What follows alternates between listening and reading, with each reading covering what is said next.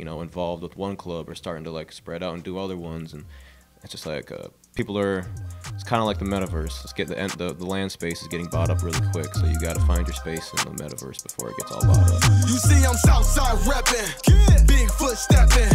Zone 3 section is God flow perfection. Hating on the church like I ain't blessed they section. If we ain't talking money, I got a weak connection. That's on the hood. She said get a bag, so I get it, got it good. Don't complain about my problems, I just put it in a wood. Seen a genie the other day, she said make it good. So I wish for good health, then I wish to look, it's chief, not lieutenant. Pour the drink and sip the cup, just to ease the pain I felt. Yeah, I still count up by my loans. Still got niggas around me, don't know. I know they cross way too nice. You been counting favors, thinking they paid that price. She ain't feeling my vibe no more. Said I only hit the phone up late at night. She don't understand if she stay down. She get late all night. I can't trust Lil Shawty no more, cause she been taking pipe. He'd be a number 1 overall pick if LeBron was like, I'll go there if you take him. Mm-hmm. Yeah, for sure. All right. Another episode of the Minnesota's number 1 daily show, live on Lake Street. We got a special guest in the building today. We got Eric from Waterwave TV, man. I'm here. Welcome. Made it. Welcome. Let's get into it, man. This is the second time we've sat down, or third time? Oh, we sat down a few times. This is our 4th time, I think. Yeah, and you, maybe it is. Oh, yeah, because I've sat down with you, too. Yeah. I wasn't counting. Original spot for you. Yep. My old apartment. That's right. And then the Waterwave store, and now we're here. That's right. I forgot about the apartment one. Yeah, I forgot about like everyone I did there, and then I get reminded of them all the time. But you know. Yeah, you've had a lot of spots. Yeah, basically because we were doing it out of our house until we got our spot. So we always moved houses every 6 to 12 months, basically. Yeah. Lease hopping. Yep. Yeah, man. So, I think the one thing that I'll say specifically about you and Waterwave is, aside from just myself, the consistency. Mm-hmm. Y'all have never quit, never stopped, never took a break. Really, I mean, have you ever taken a break since you got started? Not like anything longer than a couple days of not posting on social media. But even like in those times, it's still like we're doing something, but we're just doing something. That's why I'm too busy to make something to post on social media. Yeah. But there's never really a whole day off besides. I don't even know. I've never really even taken a vacation since I've started, unless it was I was going to go do something and vlog it or make a connection. So like I haven't really taken too much like mental days off or breaks from it. Yeah. So, so first of all, just respect on that, because I think I know better than just as well as anybody how tough it is to just keep going, because there's so many pitfalls of journalism, and you're not just doing journalism either. Like you got the whole store, all that. And I don't think we've really had an opportunity. I haven't had an opportunity to interview you or talk to you since the store opened. Mm-hmm. So I want to talk about the Waterwave store. Like you've really made the store a staple, just in the community in general, not even just hip hop or journalism. Just the store in general has become a real staple. Like, what was that always a goal for you? No, so like having a clothing store never was in our original plans or anything at all. We always wanted to get a physical space so we could do stuff like we're doing here, where we have a spot for the podcast and a spot to do photo shoots and record music and stuff like that. But then after just checking out a bunch of spaces, we found the spot, which is the old Piff spot, and they moved across the street. So it was built perfectly for a clothing store, but it had so many rooms and a basement and all this stuff that just like worked perfectly for what we needed. Yeah. And it was around the same price as a lot of the spots we were looking at that didn't have like a storefront, built space.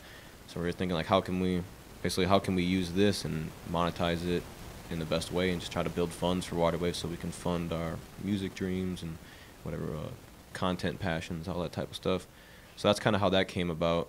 And I guess choosing vintage and stuff is just kind of we found a few people that had a huge backstock of vintage and helped them, or they got to work in our store and sell their stuff. Yeah. And then partnered up with some Minnesota brands to help fill the racks at first before we had all the inventory. So that was kind of our original plan, was like, all right, we got a lot of people helping to make this one building happen, but now after like a year and a half, we've kind of built up our own inventory and stuff, and we're kind of ready to really kick off like a little bit more of like a real outline of a store, I guess. For sure. So since opening the store, has that changed what you always felt like your trajectory was in your, like, as a businessman? Like, did that really kind of break you off? Because, prior to that, it was really, the focus was really music, artists, interviews, and then since the clothing store opened, it seemed to have maybe taking Yeah. a bit of a turn. Is that It definitely took a lot of energy and time away from managing the artists that we have, like Underwater Wave, and even just doing podcasts and being able to connect with like the Minnesota music scene.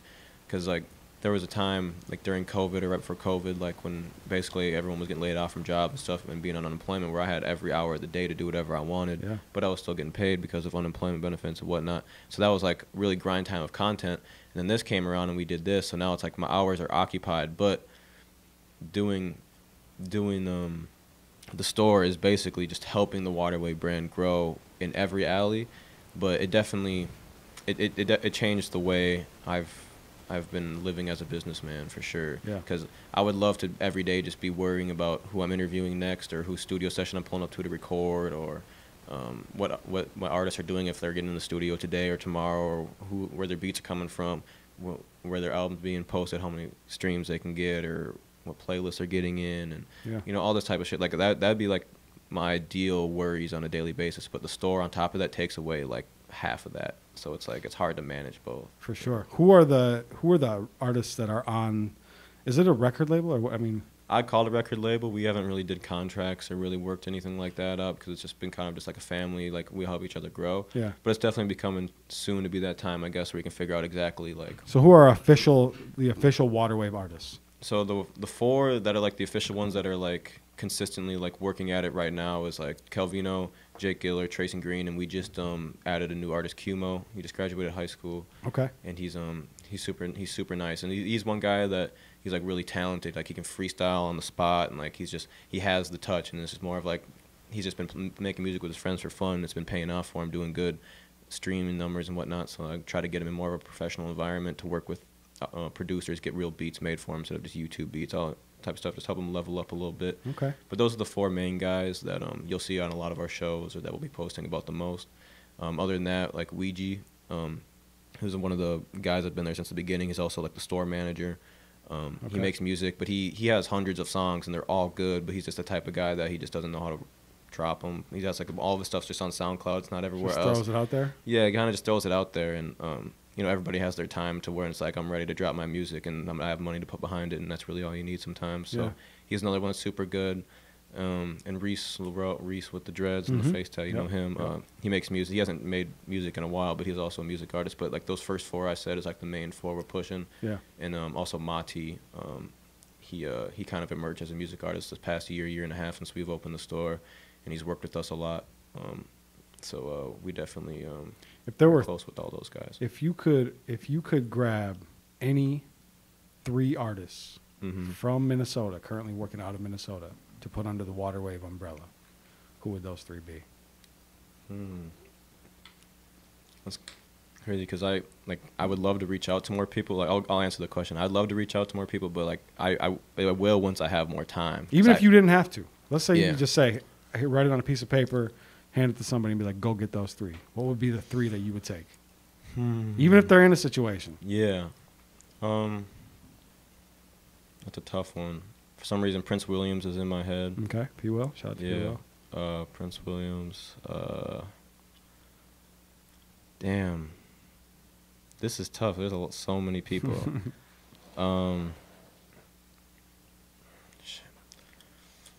I'd love to get ZR's attention turned back towards the music. If you know ZR and Lil Mo. I remember from the early Waterwave days. Yeah, I remember you had a couple. I've been trying to get a hold of him. He's definitely a hard guy to get a hold of. I'd love to get him back on track and get his mind right. Him and there's so many to choose from. It's like hard to even pick. I feel like I need to look at like a list of names. Think mainstream marketability.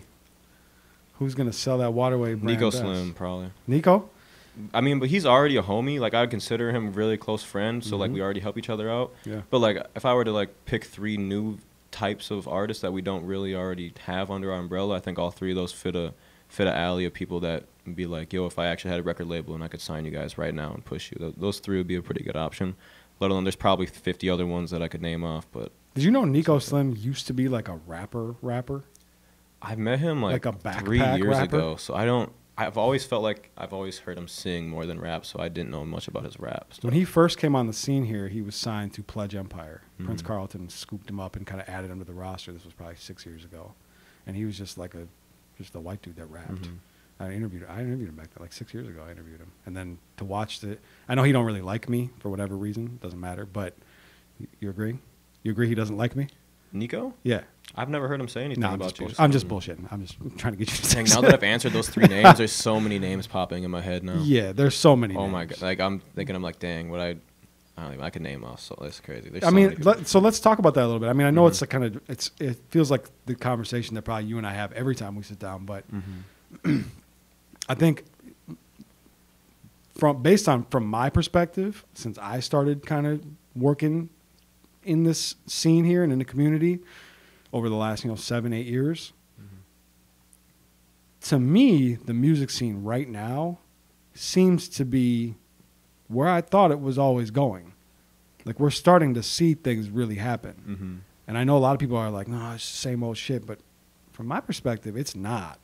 Like, it's really not. I'm curious about your perspective. Do you feel the same way? No, it's definitely grown, and Yeah. I think more people have learned ways to get their faces in front of people more. So people, even if they've always been making this music, now a lot more people are seeing it. Yeah.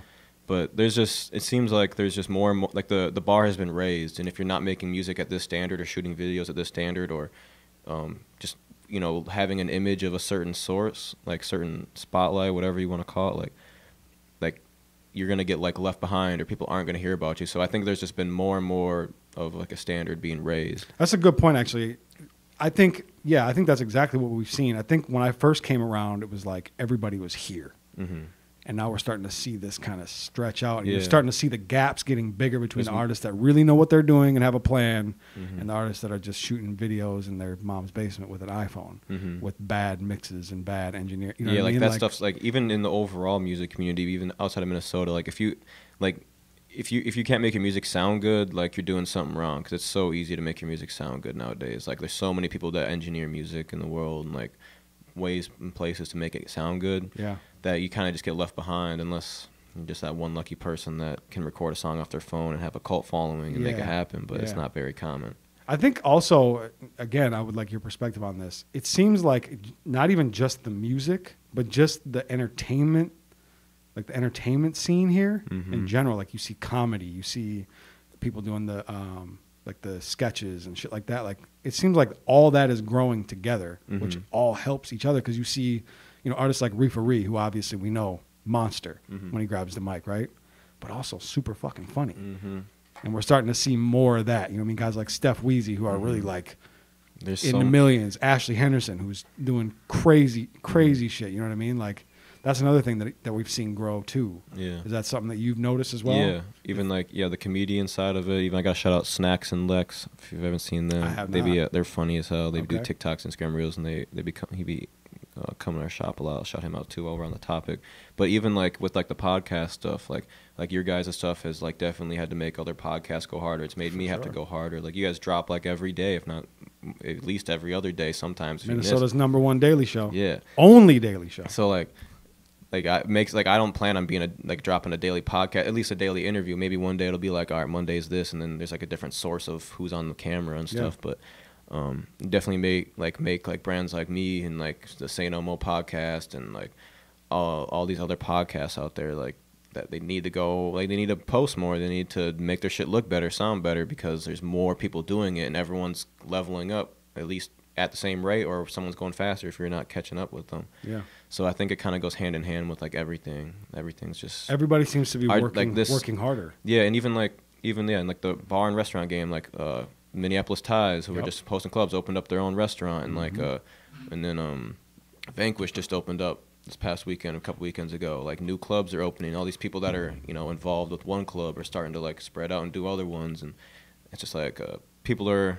It's kind of like the metaverse. It's the land space is getting bought up really quick, so you got to find your space in the metaverse before it gets all bought up, basically. Yeah. I mean, I feel, not to toot my own horn, but I feel like when Live on Lake Street showed up, a lot of eyes started to open.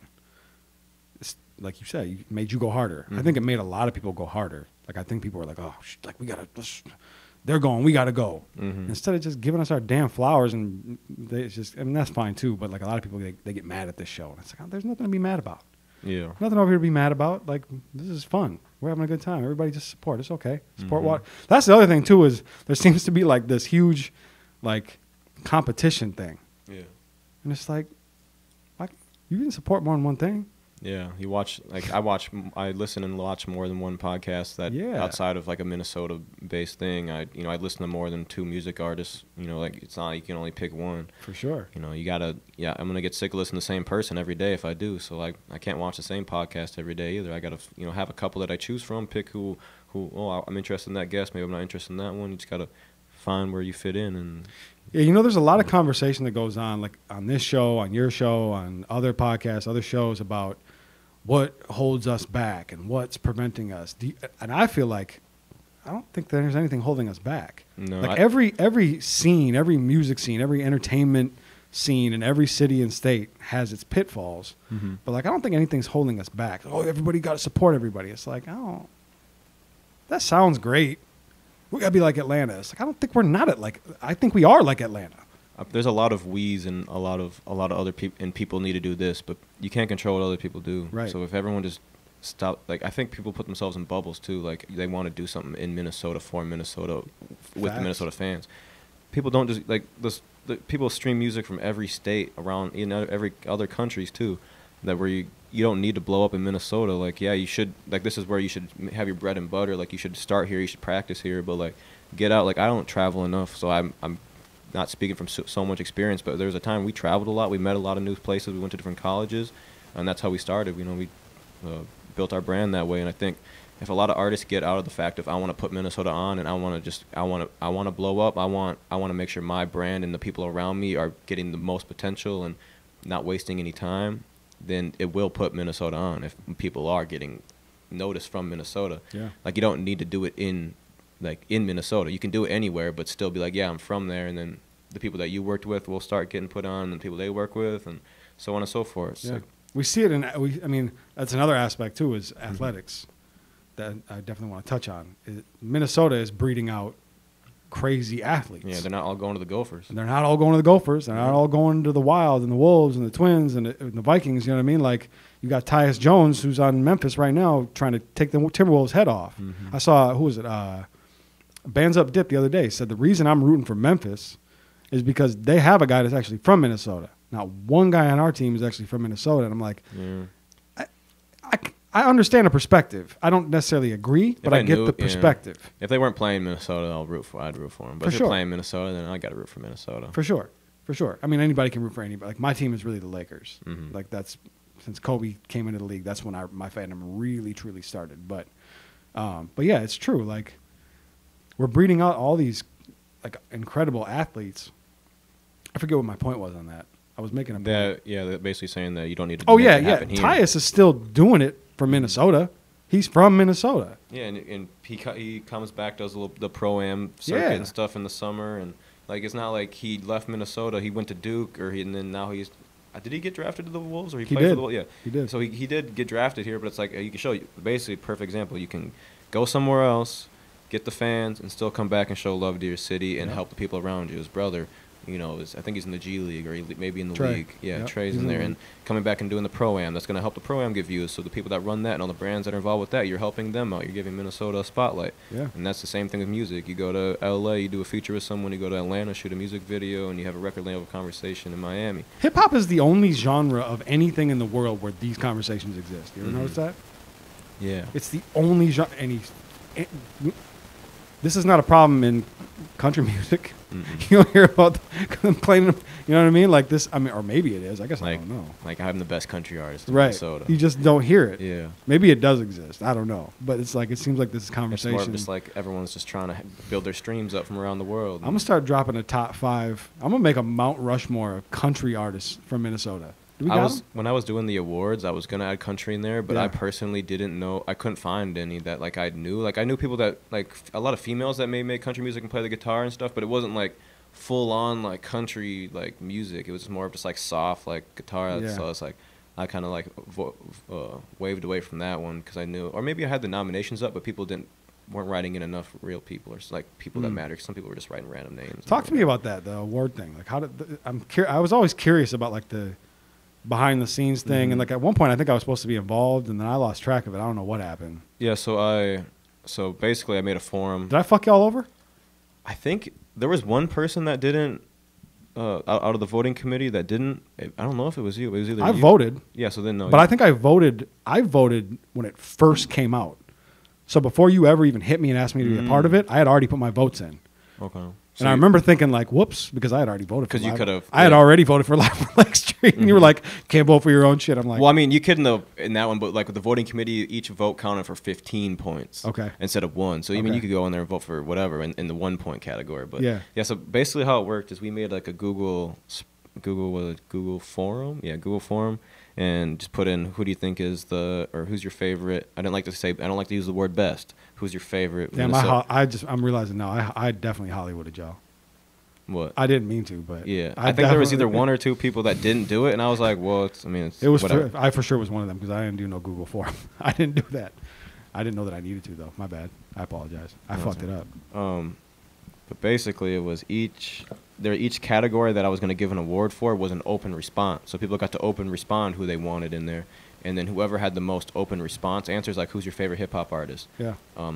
It filters it by what they typed in. So the top 5 or top 7, top 10, whatever, it was like a majority of, and then like a lot of people that trickled down.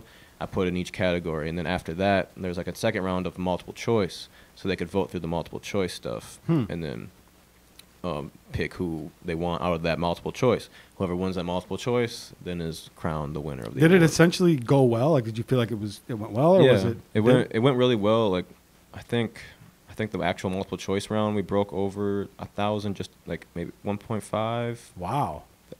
If I'm not wrong, I think it was like 1,500 votes, which was like pretty good. But I hate to see this. Like, I mean, we have like 8,000 followers, and only 1.5 people are seeing this, or at least deciding to interact. I wish it was more, and That's not a bad There's a lot of percentage. people in Minnesota, but for the first year, I was like, whatever, that's cool. But it gets, it definitely got a lot of people engaged, and we did a live stream to announce it, and had a couple mishaps because we had never did a live stream that long before, really, and like with that equipment. But it was pretty cool, and I had all the graphics made. It was all uploaded in time manner. It all went pretty smooth, and You gonna do it again? yeah, I'm gonna do it every year, I think, For sure. from now on. And there was someone that, because I did post a thing where people could say what they liked and didn't like and what we could do better for next year. I'll have to bring that up again so people can shoot that in there again. Yeah. Before we do the next one. But someone said like maybe don't let someone win the same award twice or something, like, so you can't be like artist of the year back-to-back years or performer of the year back-to-back years or something, which I thought was interesting because there could just be someone that just has like the most Snapchat followers and they're all typing his name in or something like that.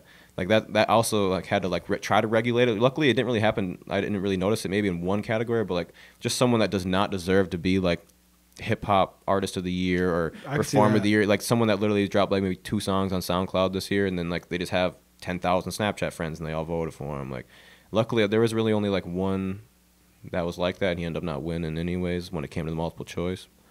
But That other sounds than like that- some soft ass shit though. It's just like, Can't oh, you don't win belong to be back-to-back here. years. Yeah, that kept back. I think you should be able to. So Yeah. I don't think I would do that, but definitely open to suggestions on how it could be ran better and whatnot. I do want to bring the voting committee as more of a prominent thing. Have more people that have a bigger voice. Like look at the multiple like after the multiple choice is created, after people give in their personal opinion. Yeah. So it starts from the fans. Now the voting committee of people that actually care and work in this scene can vote. Plus the fans can also vote again, but the voting committee's votes would just count for a little bit more. To have a little. Eventually, bit we of need to we need to do an award show here. Yeah, like that. That That was used like to plan exist. is try to do like an actual award show, but I was like, that'd be way too over my head to try to do that, and having to invite like everybody that was nominated or something. I was Yeah. like, nah, that'd be too much. And so that was like hopefully for this coming year we'd do like an award show, but I don't know. It could just be a digital thing until we're ready. Yeah. I don't want it to be like a bad award show. I don't want it to like not go well or something just Yeah. because we thought it would be cool. So All right, I got a question for you. Actually, this is going to be like a two. I have a string of questions in the same topic. First question: what was the biggest nightmare podcast you ever recorded? biggest nightmare. I know you podcast? have a nightmare story. Like it was just hard to do. Even if you didn't release it because it was a nightmare. Oh. Because I know I've had podcasts that I never even released because they were so bad. I don't know. I feel like I'm just like for this whole time of Demonic, I've been really picky on who I do podcasts with because I just didn't want to just do them with anybody. Yeah. For the most part, but I'd like to be able to amp up our content to just open it up to let people kind of decide if they want to do one or not. So you haven't had a guest on that was just like, I've had like people that have just been too high or whatever, and they're hard to talk to. yeah. But like, I don't know. Like I don't. You want me to go under the bus first? Yeah, let me think. Kirby Puckett Jr. I interviewed Kirby Puckett's son, and it was so bad that I never released it. Damn. It was so bad. Every answer was garbage. I feel like there's a podcast I didn't release, but it had to have been a while ago. Oh. I had to have been when we were in the quad, when I had the couches, like, when we were sitting this way, looking that way, before you came when they were side by side. But Yep. there was a point when it was just, like, couches both looking straight, and the conversations would just be so awkward. Side by side. I would say just a lot of those were very, like, awkward, and Yeah. and I wasn't a very good podcaster at the time. I was more of just, like, going question by question, interviewing. But that, I mean, there is just some that are so cringy, some that got privated, and because the artist even asked me, like, 2 years later, like, bro, I look so cringy in that. Can you private it? Like, shit like that. I don't know. I would have to say, the one I did was Zodiac. He was, like, very, like, I think he smoked before he came in. He was just, like, leaning back a lot. Zodiac. He's, like, the big dread. Actually, yeah, he's still got the long dreads and, like, freeform dreads. He's, like, he's, like, 18. Just didn't go well. It wasn't bad because I was like, I don't know. His music always sounds like he's, like, very mumbly and stuff anyways. But, like, his was kind of, like, hard in that aspect. But there's some people, like, I can't even think. How about an artist that you booked, never showed up, someone that burnt a bridge? Over a podcast? That will never get booked again by you. Can't even say that. You could say it. Nah, not that one. I don't. It's really never happened to where they flaked me. More of like, an artist has told me like, you'll never get a podcast with me because I took too long to ask them to do one. Oh. Like I didn't ask them to do one, and they're like, I can't say it. Oh, come on. Nah, this Damn. was like 2.5 years ago, so we're past that anyway. So I don't want to say. Wait, so an artist told you that he will never do your show because of how long it took you to ask? Yeah. Because I think he hit me up like one time, was like, yo, we should do a podcast sometime. And I was like, yeah, we should. And then like, whatever it was, like, I think it was like around the time that we were still moving into the store, so I didn't even have like a permanent podcast set up. And then... Can I guess? I mean, you can try, but I'm not going to say yes. I'm not going to tell you if it's right or wrong. Was it Plaza? No. I'll tell you off camera. All right. It wasn't Plaza. I want to do one with him, though. We talked about doing one. Yeah, me too. For about 6 years now. Mm-hmm. That's why I asked. I don't know if anyone's burned a bridge. There has been some people that have came in the store and like be really like, I'm the best rapper out here, bro, and try to play me their music. Like, it happens a lot. Of and I'm course. like, everybody tells me that. And then they think, like, and then they go on a rant, like, this guy Waterwave ain't no shit about nothing, blah, blah, blah. Yep. Just because I said, like, everybody tells me they're the best rapper, like, and plays me their music. Like, Of course. And then, so, like, that type of stuff happens. But I've never really had anyone flake on interviews. The only person that, I reschedule a lot of interviews with the same people a lot. But it doesn't really burn the bridge because Like we talk about it. Like over and over? Yeah. Yeah. But at least we talk about it beforehand to where it's not like I'm waiting for him and he tells me like, oh, I can't make it. Yeah. But yeah, no burn bridges just Okay. yet, I guess, or nothing too crazy. Not too many crazy stories. I know you got some burnt bridges out there. Some people. Not some, over podcasting, but yeah, there was definitely Yeah. just stuff or just people just like talk shit behind your back. And a lot of people like respect what I do. So a lot of people tell me when people are talking bad about me and stuff. So, Yeah. Same. but yeah, I don't like to, I'm not even the type like, oh, you talk shit about me to like confront someone about it and be like, oh, I'll just not Yeah, work I with you again, or don't care. I won't do an event with your company, or I won't have my artists want to work with your guys or whatever. Yeah. So, yeah. So what's Waterwave working on right now besides the store, which is, Mm-hmm. I mean, I know the store is taking up a lot of your time, but it seems to be going well. Mm-hmm. So our next event that we are putting on is scheduled for June 4th right now. It's locked in, and as long as there isn't any mishaps on if people can't perform that we're supposed to perform, or if something else comes up that we can't do that. Should be June 4th. We're gonna do a concert. I guess I could name who's gonna headline. Cashinova is gonna perform. He's gonna be our next like headliner act. Okay. With a lot of other acts that I haven't confirmed exactly yet, but some that are going to be on there is going to be like Melly Mike is going to perform, NZ Rose is going to perform. Dope.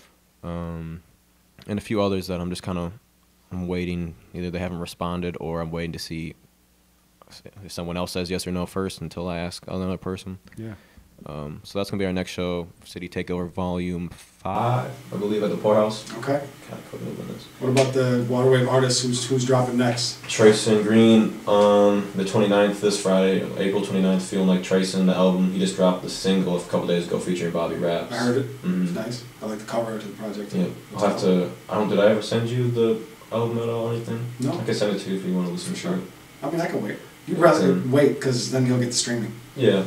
Because it's like, whatever, we have the little SoundCloud private link or whatever. Okay. So it does count for stream. Okay. Send it to me. I'll check it out. Yeah. Sure. So that's coming. Calvino's dropping a couple songs here soon, like a little, like 2-piece mixtape. Jake Giller just dropped a song, Big. Okay. Everybody's working. Yeah, everybody's dropping like kind of around the same time. Starting to get warm out. Time to get the vibes right. We got booked for this festival in Wisconsin called Soda Sound. It's this first. I'm confused by that. What? The Soda Sound in Wisconsin? Yeah, I don't. It's in the Apple New River. Richmond. I know where it's at. Yeah. And he told us it seems like the setup is nice and they do festivals out there a lot. So I've been there. So I've been to Apple River one time for football. It was like our team bonding activity when I played in River Falls. Mm-hmm. But so we got to do, that's supposed to be July 23rd, and we're gonna perform at that. So that should be pretty fun as long as it all goes well, and I guess there is no cancellations. For sure, it's a cool spot. Mm-hmm. It'll be a cool show. It'll be cool. I've been there. It's fun. Okay, last thing, new segment. It's called the Give 'Em Some Game segment. Look into this camera, give the viewers some game. I kind of just posted a video about this yesterday a little bit, but you got to work your ass off because no one else is going to do it for you. I said I haven't taken a day off since I started. I've taken hours off, and sometimes that's too much. So don't even take those hours off except for when you're taking a nap or meditating or you really need a mental break or you're sleeping. But a lot of people get cooped up, for Minnesota-wise, get cooped up in the winter and don't do shit. So it's starting to get nice out. So whatever you were doing in the winter to get ready for the summer, you better do it. Quit procrastinating it. Knock it off. Quit doing it. Don't care what anyone else says. Everyone's going to have opinions on your brand. A lot of people have opinions on what Waterwave is supposed to do for them. Mm-hmm. It's one thing I never understood is people are always like, Waterwave is supposed to do this for me or for this scene. I'm like, we're a brand that we want to do something. Eventually, at the end of the day, I'd love to be able to help everybody in the process. But don't let anyone tell you what you're supposed to be doing. Do what you want to do and do what feels right. That's kind of the best way to put it. Where can they find you? Where can they find Waterwave TV? Yep. Waterwave TV on all social medias, Instagram, Twitter, TikTok, all that. Instagram and YouTube will have the best. Waterwave MPLS on Instagram will be our store where you see shoes and clothing on there, mainly posted. Personally, Ricky WWTV is my Instagram. It's about the only, and Twitter. It's about the only spots I really use, but for my personal self. But other than that, come check us out, 1521 Como Avenue Southeast, Minneapolis. Come shop. Vintage shoes, hype. Got a music studio. Perfect. Book your time, all that. Hit them up. I appreciate your time, man. Yeah, thank you for having me. Another episode of the #1 daily show in Minnesota, live on Lake Street. I'm Jake Faircloth. Follow me everywhere at Jake Faircloth. We out. Pour the drink and sip the cup just to ease the pain I felt. Yeah, I still count up by my loans. Still got niggas around me, don't know. I know they cross way too nice. You been counting favors, thinking they paid that price. She ain't feeling my vibe no more. Said I only hit the phone up late at night. She don't understand if she stay down. She get late all night. I can't trust Lil' Shawty no more, cause she been taking pipe. Damn, what in high school, I let it blam, what I wasn't playing, what I'm coming straight out the south. Hey, genius, best watch your mouth. When I put up on P&B right, then ain't he come out. You moving ounces, I just moved 100 things in a drought. You want the south side, outside the fence of your house. You talking all that, then wanna come talk it out. If you ain't talking money, you talking about.